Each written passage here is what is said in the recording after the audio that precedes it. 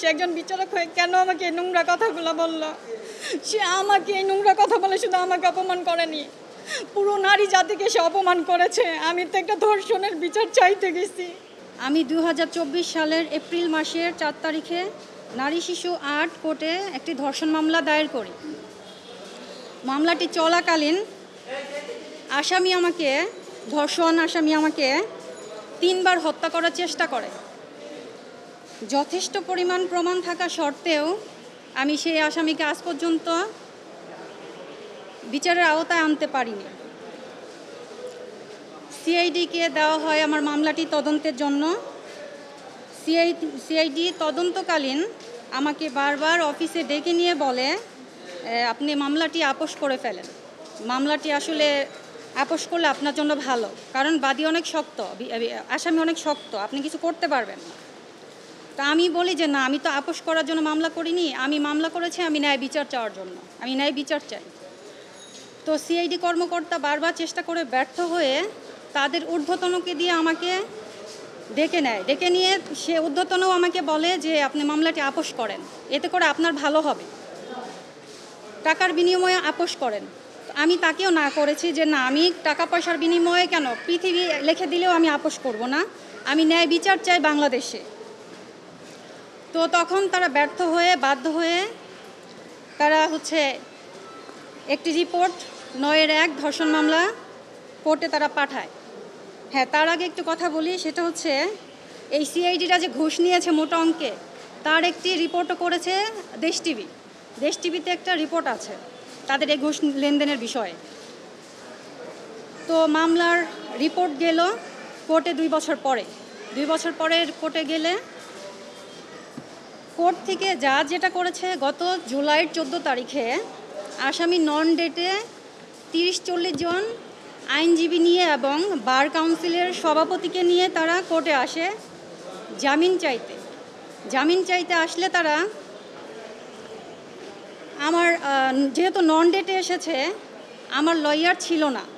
এরপরে আমি আমার অ্যাডভোকেটকে জরুরি ফোন দিয়ে তাকে আনি এবং সে অনেক তাড়াহুড়া করে এসে কোর্টে দাঁড়ালে তাদের এই 40-50 জনের ভিড়ে আমার লয়ারকে কথা বলতে দেওয়ার সুযোগ দেওয়া হয়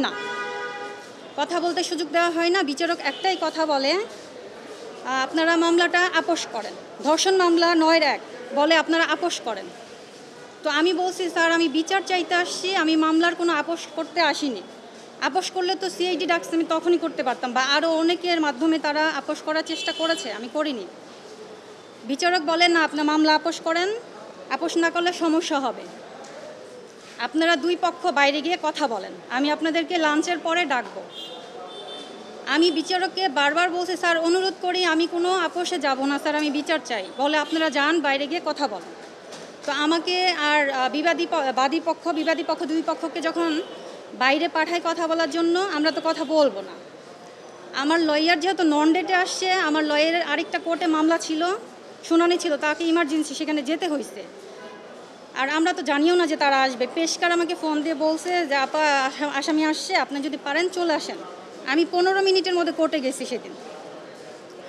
তো আমি লাঞ্চের পর একা পড়ে গেলাম। এখন আমাকে ডেকে নিল, পেশকার ডাকলো যে স্যার আপনাকে ডাকে ভিতরে। লাঞ্চের পরে ভিতরে ডাকলো, আমি গিয়ে দাঁড়ালে আমাকে বলে যে আপনি মামলাটা আপোস করেন, আপোসের শর্তে আমি আসামিকে জামিন দিচ্ছি। আমি বলছি, স্যার কেন বারবার আমাকে এই আপোসের কথা বলেন? আমি এই 2টা বছর ভুক্তভোগী, এত বড় একটা অন্যায় করার পরে আপনি কেন বলতেছেন আপোস করি? তো বিচারক আমার কোনো কথা শুনে না। 2 জন পিপি ছিল, পিপিরা আমাকে বলে যে আপনি যদি বেশি কথা বলেন তাহলে আপনার মামলা আপনার এগেইনস্টে চলে যাবে। আমি বলছি, আমার মামলা এগেইনস্টে চলে যাবে মানে? বলে হ্যাঁ, আপনি কথা বললে আপনার মামলা আপনার এগেইনস্টে চলে যাবে। আমাকে তারা কথা বলতে দিচ্ছে না। এদিকে আসামির যে লয়ার, তারা আমাকে উল্টা পাল্টা যত যা ইচ্ছে সব বলতেছে।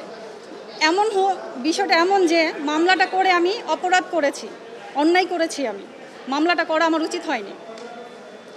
তার লয়াররা বলতেছে, স্যার আমার আসামির তো দূরে থেকে আসতে কষ্ট হয়, বগুড়া থেকে আসতে কষ্ট হয়, মামলাটা শেষ করে দেন। কখন এত বড় একটা সাহস পায় আসামি পক্ষ যে মামলাটা শেষ করে দেন? বিচার কার্য শুরুই হলো না, সবে মাত্র রিপোর্ট আসছে, তারা এত বড় সাহস করে বলে মামলাটা স্যার শেষ করে দেন। আর বিচারক বলতেছে যান যান আপোষের শর্তে জামিন দিয়ে দিচ্ছে, আপনারা আপোষ করেন, ভালো একটা আপোষ করে দিন।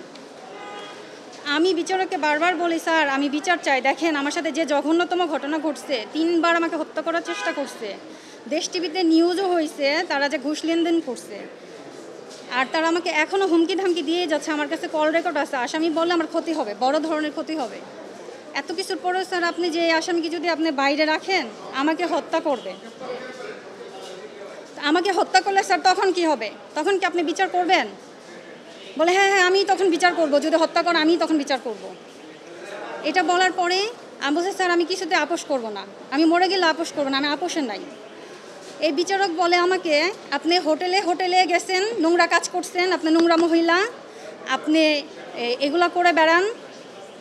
আচ্ছা আমার কথা হচ্ছে বাংলাদেশের কাছে, আইন বিভাগের কাছে, উনি একজন বিচারক হয়ে কি আমাকে নোংরা কথা বলার অধিকার রাখে? একজন বিচারক আমাকে নোংরা কথা বলার অধিকার রাখে? সে কি আমার সাথে গিয়েছিল? সে কি জানে আমি এগুলো করছি? সে কিভাবে আমাকে এই নোংরা কথাগুলো বলল?